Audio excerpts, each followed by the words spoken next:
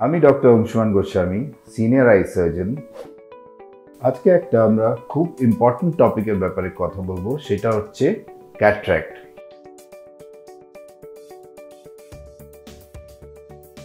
Cataract, যেটা আমরা commonly ছানি বলি, সেটা one of the commonest cause of treatable blindness.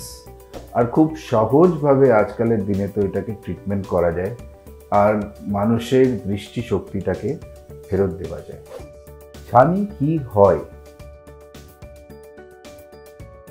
এইটা আমাদের চোখ দেখতে পাচ্ছেন সামনের থেকে। আমাদের চোখে একটা ট্রান্সপারেন্ট লেন্স হয়, এটা আমাদের কর্নিয়া, যেটা transparent portion of the I হয়। আমি একটা ক্রস সেকশন দেখাচ্ছি আপনাকে চোখের। এর ভেতরেতে একটা লেন্স থাকে এখানে। এই লেন্সটা রেজ অফ লাইটটাকে রেটিনার উপরে ফোকাস করার কাজ করে। নর্মালি এইটা একদম ট্রান্সপারেন্ট হয়। যখন এই লেন্সটা ট্রান্সপারেন্সি চলে যায় আর এর জায়গাতে লেন্সটা হোয়াইট হয়ে যায়, তখন লাইটটাকে অবস্ট্রাক্ট করে, আর এইটাকেই বলে ছানি। এখান থেকে যে লাইটটা আসছে সেটা এবারে অবস্ট্রাক্ট হয়ে যাবে আর পেছন রেটিনা অবধি পৌঁছতে পারবে। নেক্সট কোয়েশ্চেনটা হচ্ছে কি, যে ছানি কেন হয়? সবচেয়ে বড় কারণ ছানি হওয়ার হচ্ছে বয়স। বয়সের সঙ্গে সঙ্গে যেরকম আমাদের মাথার চুলটা সাদা হয়ে যায়, সেরকমই আমাদের ন্যাচারাল লেন্সটা সাদা হতে লাগে, আর এইটাকেই ছানি বলে। তাছাড়া চোখে কোনো আঘাত লাগলে বা কোনো রকমের সোয়েলিং হলে ছানি পড়তে পারে।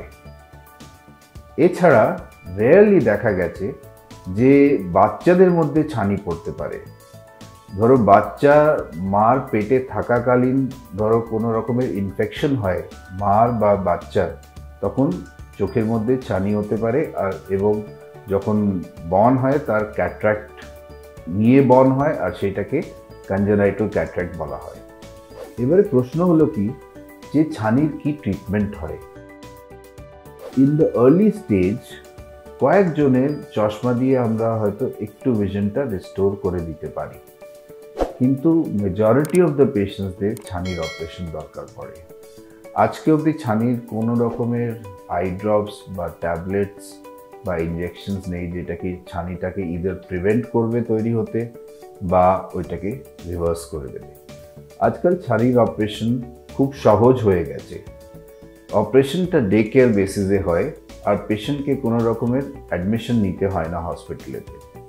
পেশেন্ট 2-3 ঘন্টা আগে আসে হসপিটালেতে, কয়েকটা আই ড্রপস দেওয়া হয় যেই চোখেতে অপারেশন হবে।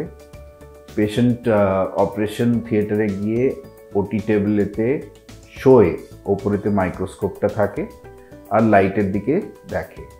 কোনো রকমের ইনজেকশন না চোখে না শরীরে কোথাও দেওয়ার দরকার পড়ে। আই ড্রপ দিয়েই অপারেশনটা করা হয় এবং 10 থেকে 15 মিনিটের মধ্যে অপারেশনটা শেষও হয়ে যায়, আর সে নিজের ওটি টেবিল থেকে উঠে নিজেই ওয়াক করে বাইরে চলে যায়।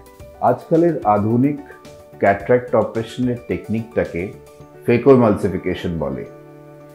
এতে একটা ছোট্ট হোলের থ্রু একটা প্রোব চোখের ভেতরে দিয়ে ছানিটাকে গলিয়ে ফেলা হয় এবং সেই প্রোবটা দিয়েই ছানিটাকে বাইরে সাক করে বার করে দেওয়া হয়।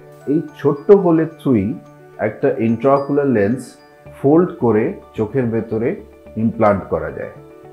যেহেতু এই হোলটা এত ছোট হচ্ছে, এর মধ্যে কোনো রকমের বন্ধ করার জন্য স্টিচ দরকার পড়ে না এবং এই জন্যে এটা খুব কনভিনিয়েন্ট হয়ে যায়, পেশেন্টের জন্য খুব কমফোর্টেবল হয়ে যায়, আর আই ড্রপ অ্যানেস্থেসিয়ার আন্ডারেতেই অপারেশনটা করা যায়।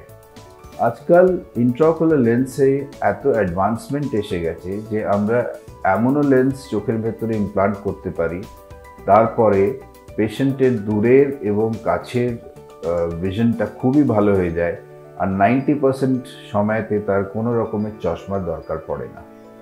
এই লেন্সগুলোকে মাল্টিফোকাল লেন্স বলে, আর পেশেন্টরা এটা ইমপ্লান্ট করার পরে খুব খুশি হয়। এবারে প্রশ্ন হলো যে এই আধুনিক পদ্ধতি দিয়ে অপারেশন করার কি লাভ আছে? অনেক লাভ আছে। 1, রুগীকে হসপিটালে অ্যাডমিট করতে হয় না। যেই দিন সে অপারেশন করাতে আসে সেই দিনই বাড়ি চলে যায়। সেকেন্ড, আমি নিজের রুগীদের নেক্সট ডে থেকেই গলার নিচের থেকে চান করতে অ্যালাউ করে দিই।